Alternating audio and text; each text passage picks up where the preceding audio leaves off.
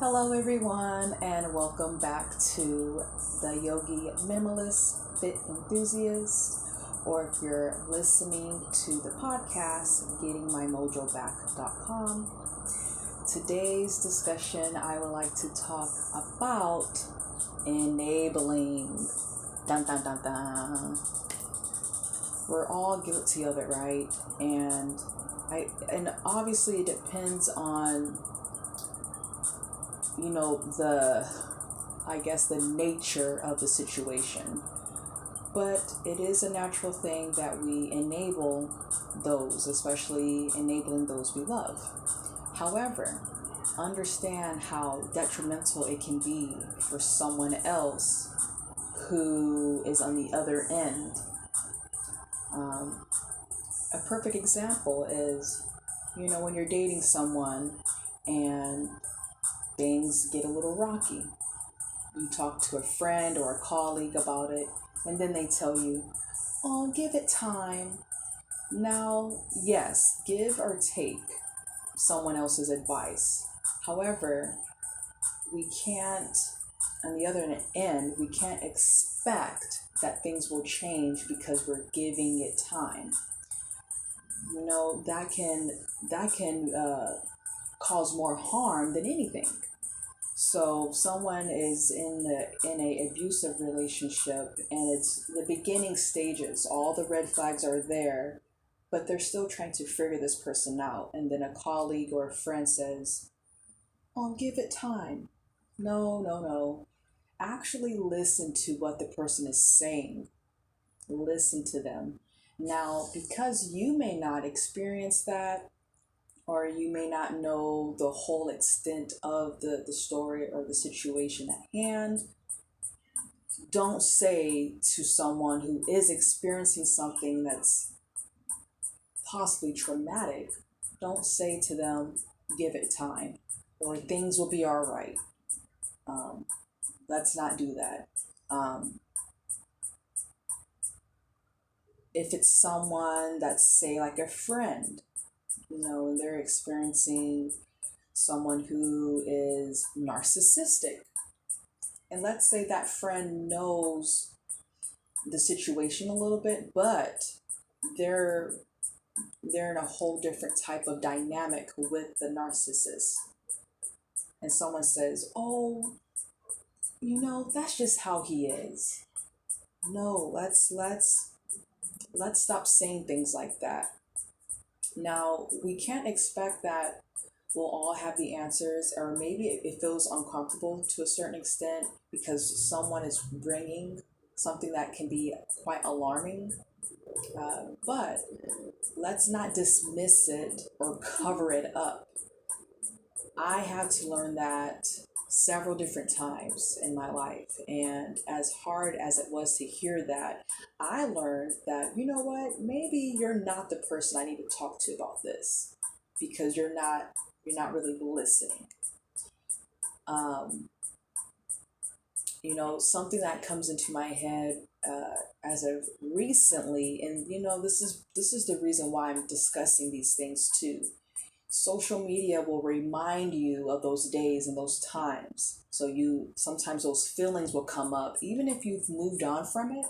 Those feelings will come up, and someone who's very dear to me came up and like a picture from years ago. And then I thought to myself, when's the last time I've seen this person? And this was around the time that I was having some issues with a family member. And I explained to them very briefly what happened. And then they said, well, give it time. And then I thought, no, I gave it time when other situations had happened. I given it plenty of time. And, it's still affecting me. And then they said something like, well, have you guys thought about going to therapy? And I looked at them and I said, well, the funny thing is I'm in therapy. I'm in therapy because of all this stuff that's going on and, past situations too. But I'm doing the work. Now, I can't speak for the other person. But sometimes when people are explaining things, It's not necessarily that they are looking for advice, and maybe they are. Maybe they're just looking to vent, or maybe there's something deep down in them that's hurting them. For me, what was hurting me at the time is then and even now is that I can't see my nieces uh, and my nephew, which I've never met yet. So it really hurts and bothers me because it was something that was between me and this family member, my brother, my oldest brother, and then someone is they haven't experienced being on the other side, and I don't expect them to see it from my side, but just to listen so that people understand why I'm not around. Um, but you can't have that expectations for someone else to understand it. They're in the good with the other person, um, so it's not going to phase them. But we need to stop enabling their behaviors, brushing it off. Oh, it's okay. Oh, they're just mad. Give it time. No, you're continuing. You're in a sense, you're almost just as bad as that person who's harming the other. There's really, really no need to do that. And I know it's a habit that we have built over time. I used to be an enabler too. I would enable my mom. I would enable family members because they've gone through a rough time. And I'm saying this with quotations because everyone goes through a rough time. Now, that rough time, that can mean anything to anyone, and certain at different degrees, obviously, because whatever happened to them, whatever traumatic event that happened to them, and it's valid. We're not taking that away. But moving on, why are we carrying that with us? We carry that with us, and then that person is projecting out, acting out, hurting other people. And then you have your enablers, which is making it okay. They're making it okay.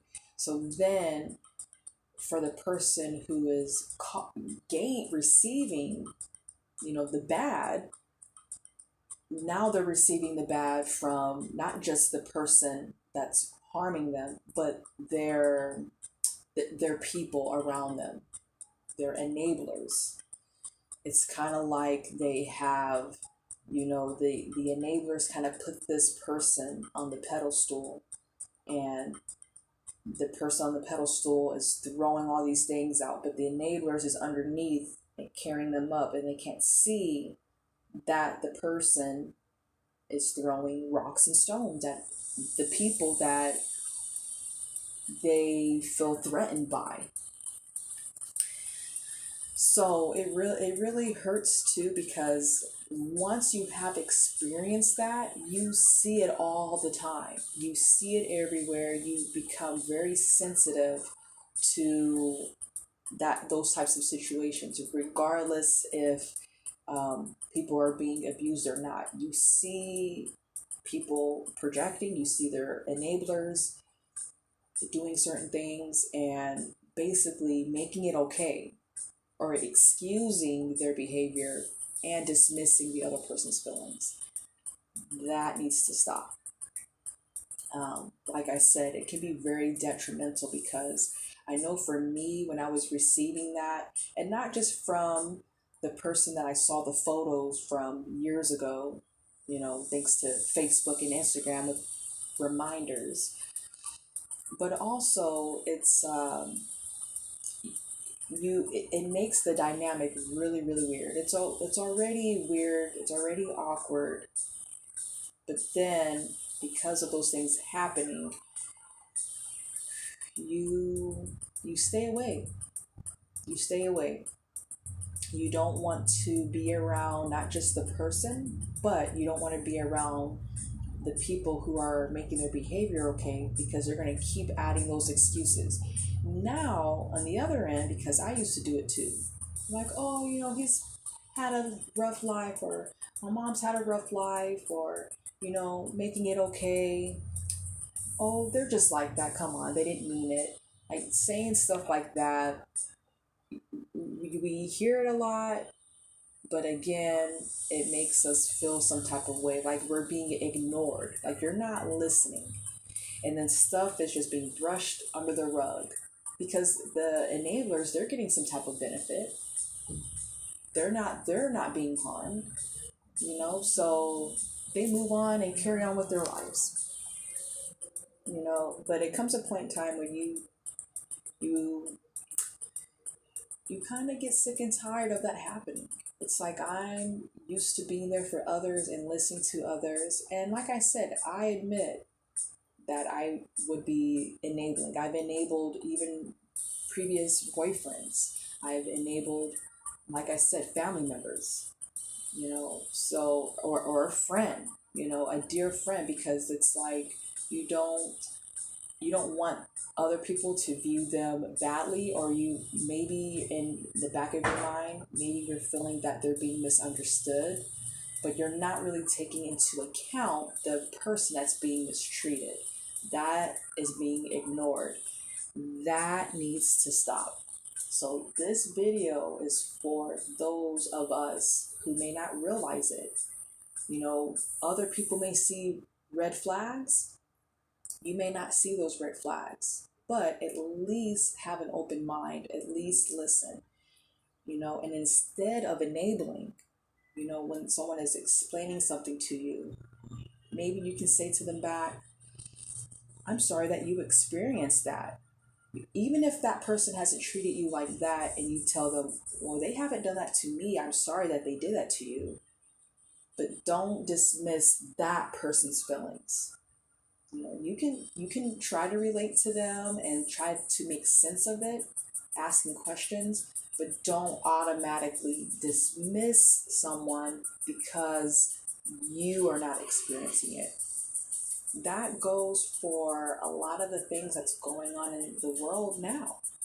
You see people enabling the behaviors of people. Well, the cop didn't do this, or this person didn't no, it doesn't matter. What's wrong is wrong.